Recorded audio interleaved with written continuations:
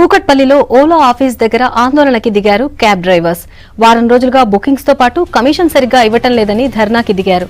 అయితే ఓలా యాజమాన్యం నుంచి ఎలాంటి స్పందన రాకపోవడంతో ఆగ్రహం వ్యక్తం చేసిన డ్రైవర్స్ ఆఫీస్ అద్దాలు ధ్వంసం చేశారు.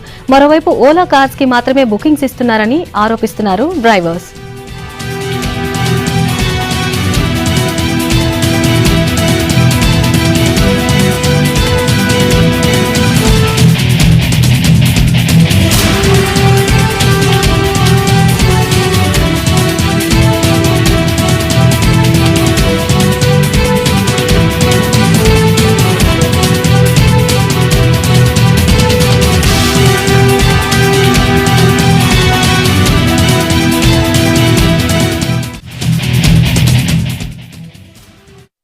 బుకింగ్స్ అయితే అసలే వస్తలేవన్నా.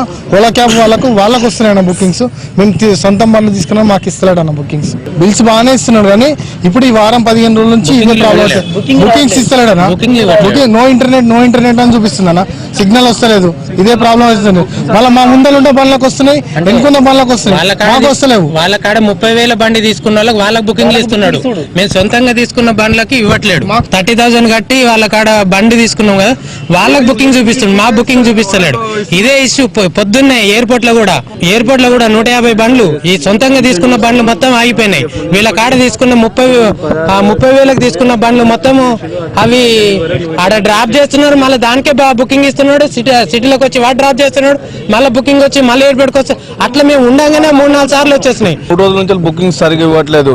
అదే వాళ్ళ లీజింగ్ బండి ఉన్నది అనుకోండి, వాళ్ళకు బుకింగ్స్ ఇస్తున్నారండి. వాళ్ళకు చాలా ఇస్తున్నారు. నిన్న స్కీమ్ పెట్టిన కొత్తగా లేటెస్ట్ గా కార్ ఇస్తున్నాడు BMW కానీ, అవి కూడా పెట్టిన కానీ ఏం లాభం లేదన్న. పాయింట్స్ ఇస్తలేడు, బుకింగ్స్ ఇస్తలేడు.